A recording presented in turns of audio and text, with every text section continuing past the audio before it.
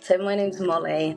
I have endometriosis, and I just really wanted to talk about my journey with diagnosis and everything that I've been through with doctors and medical professionals.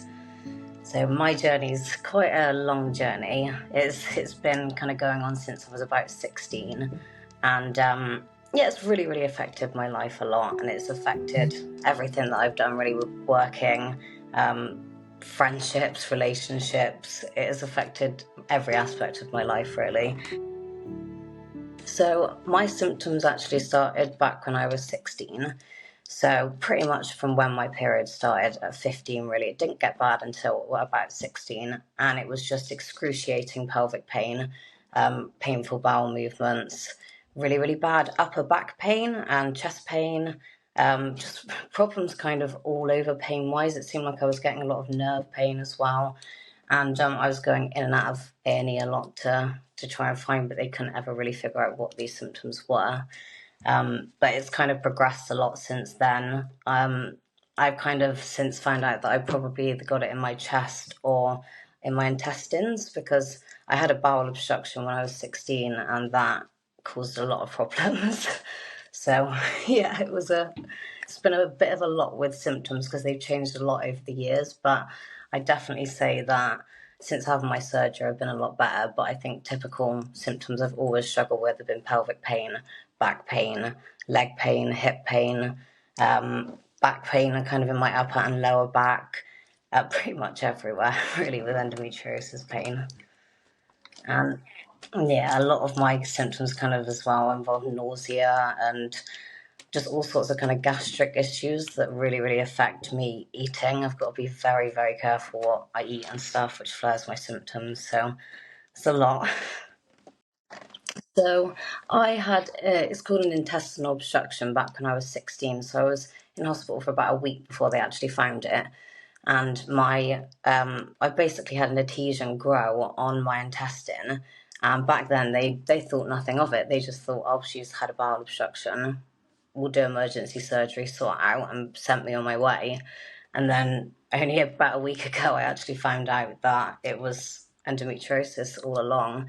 But sadly, no biopsy was taken. So I can only go from my kind of surgeon's professional experience of who I had my surgery with in March. But he said the exact place that adhesion had grown back in 2016 was where he'd found an even bigger one in my recent surgery, and it was kind of connecting my fallopian tube to it. So the two surgeries were connected massively, and we only just realised now, really. But it was a big operation. So they pretty much just said that they scanned me and could see that my intestine wasn't able to pass anything through because of the adhesion. So they just took me in for emergency surgery. Didn't really explain anything to us. I stayed in hospital for a week afterwards, I think.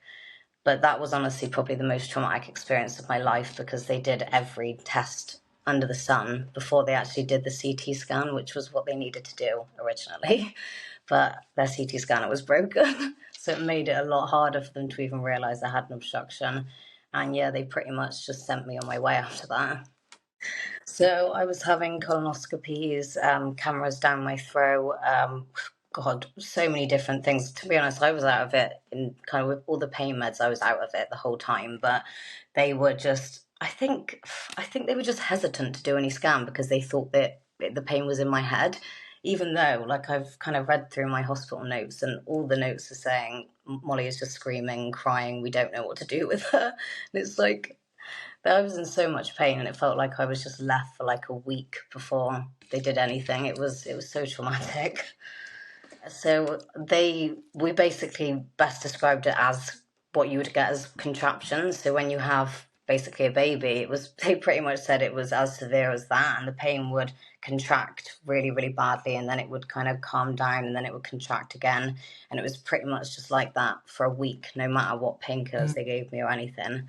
I think because the blockage in my bowel had been left for so long, it was just getting worse and worse. So nothing they were giving me was working. But so they pretty much just said, you had a bowel obstruction, and we think that it's to do with a surgery you had at birth, because I was actually born with gastroschisis. So my intestines were born just outside of my body. It's it's a common kind of thing nowadays. It can happen. but they basically had to put it back in at birth. So they always said that because I had that surgery at birth, it was an adhesion that had grown from that surgery rather an endometriosis adhesion or something else. So they basically just blamed it on me having gastroschisis as a baby, which is crazy because they were so wrong. Gastroschisis was my intestines that were outside my body. So when they would have put them back in, it could have caused scar tissue or adhesions even back up when I was that little. So I think they just always said it was because of that, and they just refused to look into anything about it. I made complaints. I had second opinions. I basically spent about 4 or 5 years just trying to get a doctor to believe me, and it still wasn't. It wasn't worth it, my time or energy, because I still didn't manage to get it. And then I started to be put on kind of different contraceptions, and it managed it a lot better. So I think that hid the symptoms for quite a while. But it just ended up getting a lot more severe as the years went on. I think even though I was managing my diet and everything so well, it just, it wasn't making any difference. And I found even the hormonal contraception wasn't making a difference in the end. It wasn't helping. I don't think they really do help with the pain. I think it just masks it. I think that's the problem with all of the different hormones. And so I was first put on the progesterone-only pill, and then that really affected my mental health. So we kind of tried lots of different ones. We tried the combined pill, which I think is just an estrogen and progesterone combined one. And then I was also put on Dienogest, which is actually a medication for endometriosis. I think it's quite a new medication in the UK. They say it's amazing, and it really, really did help me gain a bit of my quality of life back pain-wise. It really did help, but it destroyed my mental health. It ruined it. It really, really did. And I had all of the terrible side effects that you get from it, like depression and suicidal thoughts, and it really messed with my mind. So even though I wanted the pain to be good and I wanted to keep taking it, I just couldn't. I had to stop it for that reason. And the doctors weren't picking up on it either, because I've kind of got a bit of a history of mental health anyway. They just blamed it on that. They kind of just said, well, it's probably not hormonal, even though I knew it was the pill causing it. And even though I would say this to my specialist, and they would pretty much say, you either pick pain or mental health. So it was like deciding between being in pain or having bad mental health, which is it's so terrible. It destroyed my life, I think, going through 2 years of like trying to convince doctors that this was doing me no good at all. I need more help or surgery. And it's just, you don't get anywhere with it. I feel like it's so hard to convince doctors to do something. I was even told by pain clinics that I was basically, it was in my head that my mental health was affecting my pain, and it was giving me psychosomatic pain, which is ridiculous, because now finding out it was actually stage 4 endometriosis all the way back then, and I was gaslit so badly when I knew internally that there was something wrong, and I was just being gaslit all of the time. So the pain specialist said the exact same as what anyone else had said. They said that I've got scar tissue from previous operations, from the one at birth and the one when I was 16. So from those 2 operations, they said that all your pain is from scar tissue, and they basically just, like, they wouldn't say anything else. They pretty much just had it in their mind solidly that there was nothing wrong with me, that I just have this scar tissue that they can't do anything about because they won't really remove scar tissue, and that I just need to learn to live with it. And they pretty much said that I can go and live at this pain clinic for kind of 4 weeks, and they can try and support me and help me, but that is pretty much all they could give me. And that was when I was 19, so it's been a lot since then. I forget how long this has even been going on for. But yeah, that was back when I was about 19. And after that, I kind of just took the pill. I just took anything that they would give me to help with the pain, even though it was destroying my mental health. And eventually the pills stopped working. I think the pill it's not a long-term fix.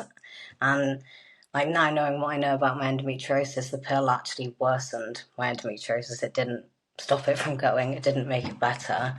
And kind of after those pills stopped working, I think I was about 22 at that point, I went to my GP and I just said, look, I know you are refusing to do anything, but I know that there's something wrong. I need you to refer me to a gynecologist. I just want a scan. I just want to be checked. And she said, no, we're not doing anything. You have scar tissue. We've already told you you have a chronic pain condition. There's nothing that we can do. So that was so difficult. But after that, I knew I needed to advocate. I knew that I couldn't stop there. I knew that there was something wrong. I wasn't going to allow doctors to just give me a medication that was destroying me. So I went and signed up to a new GP surgery, so a new doctor's practice, and saw a new doctor there that didn't really know anything about my situation. It was just fresh. And I told her just about all of the endometriosis things. I'd been tracking my cycle for about 4 months. So I had all of these symptoms where they could see where it was flared up in my ovulation phase and my luteal phase. And she looked at me and said, have you heard of endometriosis? I said, yes. And she said, I think you've got that. It sounds like every symptom. And it was so validating because it was the first doctor in years to even just listen to me and say, I think you've got that. And she referred me straight to a gynecologist. And at that point, they'd kind of realised that my situation was quite complicated because of the previous surgeries. So the gynecologist decided that it would be best to refer me to an endometriosis specialist. But before kind of actually persuading her to do it, she told me that I needed to double take the progesterone-only pill for 6 months before I could see him, just to see, I think, if it would help my pain or if it would stop my symptoms enough to not need to see him. And it really, really affected my mental health. That's when things kind of went downhill for me, because it's like a pill that was already worsening my mental health, but double dose of it. I was not okay at all, and I still had to wait kind of that 6 months to see the specialist. And even then, they still pretty much said, here's another pill, try this. We're not doing surgery because you're too complicated. We don't want to go in and make you worse, basically. I know so many other women that have gone through similar things as well, and it's so upsetting that we have to fight so hard for our life and our bodies and our health. It really, really makes me angry. And I kind of spent about 2 years after that just fighting to get my specialist to do surgery, because I'd kind of found lots of endometriosis creators online, and I'd learned so much online about endometriosis than I had from any doctor, because I just don't think doctors know enough about it at the moment. And after kind of really, really looking into it, I decided to see if I could find a surgeon privately and contact them just to get a second opinion, because I'd spent 2 years kind of trying to persuade who was supposed to be the top endo specialist in the south of England to do this surgery, and he was just point blank refusing.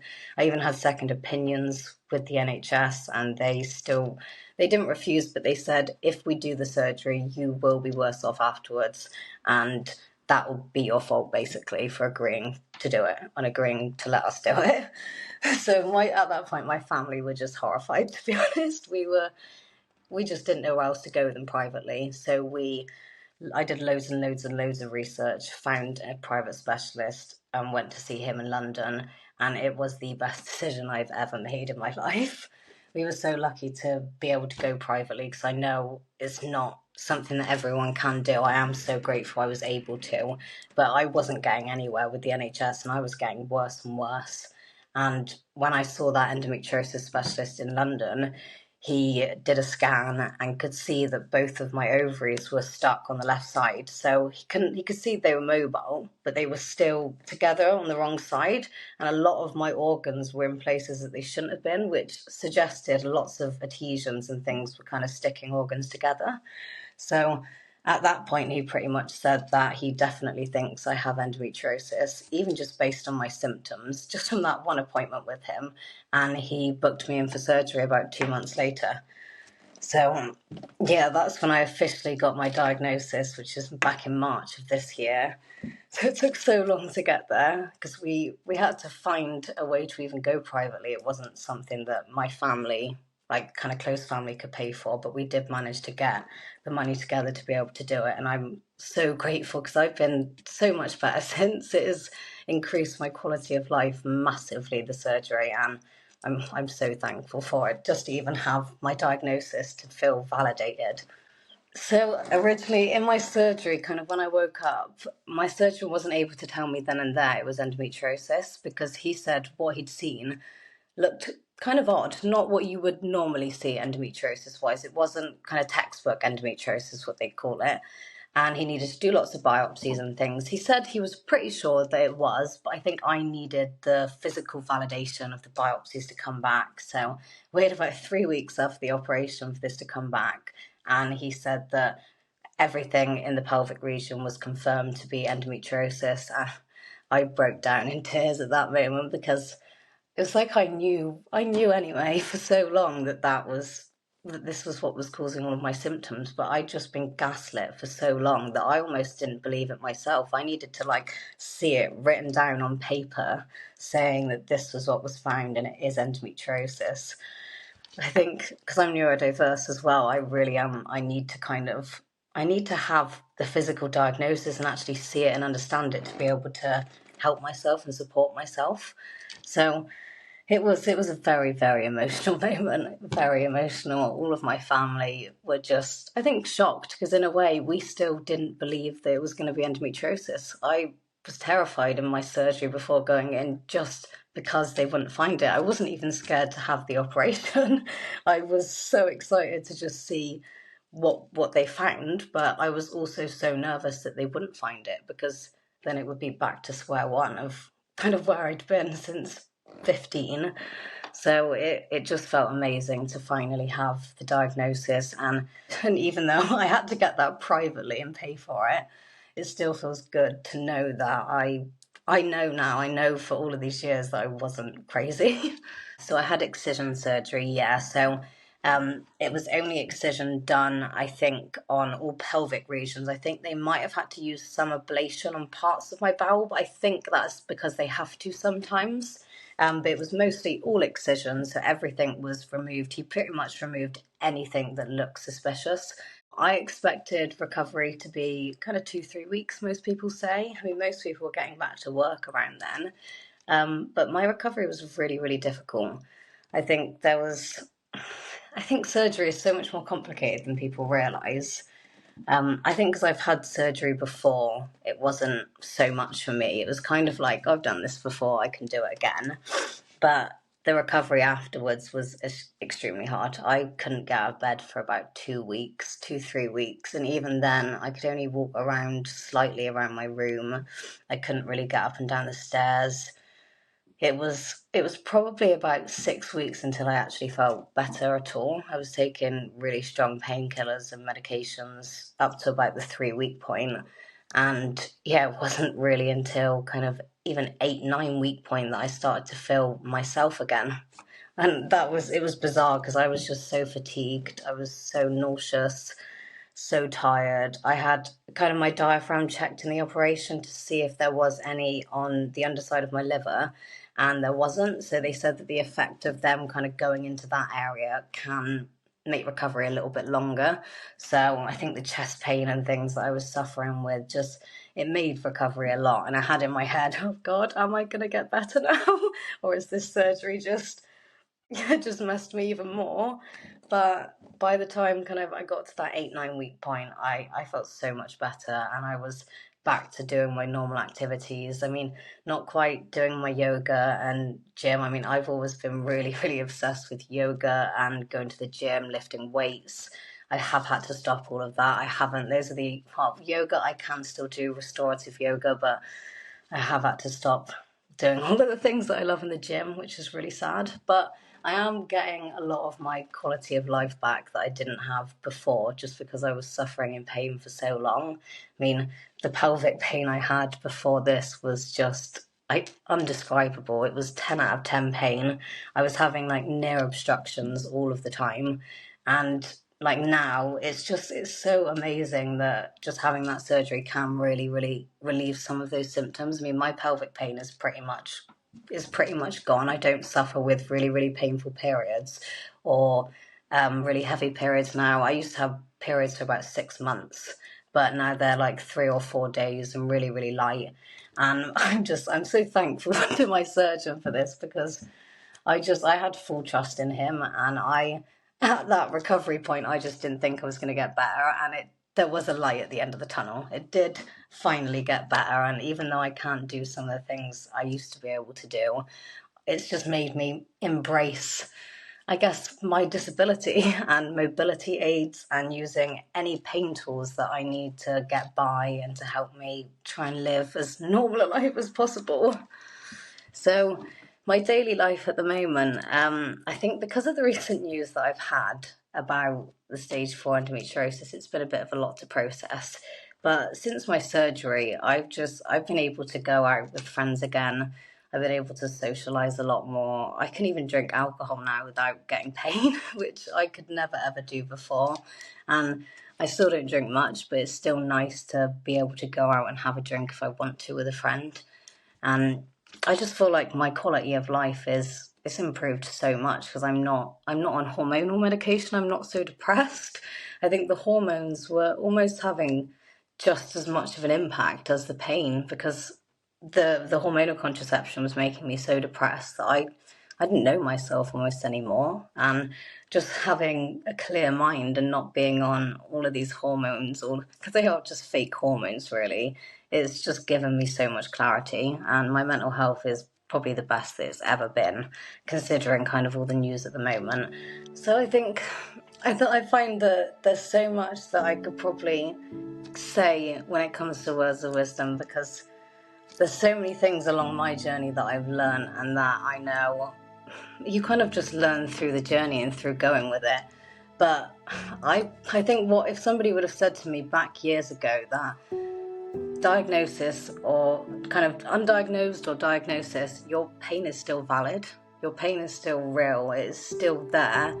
Just because somebody is saying to you that you don't have it or that something's wrong, your pain is valid. And pelvic pain, or any pain, is not normal and it should not be normalized. I just think we have to, especially as women, we have to advocate for ourselves and really, really stand up for our health and our rights, because we deserve better care, we deserve better treatment. We don't deserve to be gaslit and pushed off and just told that it's all in our heads. And yeah, I think learn as much about endometriosis as you can, and your symptoms and your body, so that you can advocate for yourself as best as you can. Because I feel like with the difficulties in the world, people don't know as much about endometriosis as they should, even doctors, medical professionals. But if we can learn about it and try and teach ourselves, it will help. And yeah, so that we can advocate and really be able to get the treatment that we need without just being gaslit all of the time.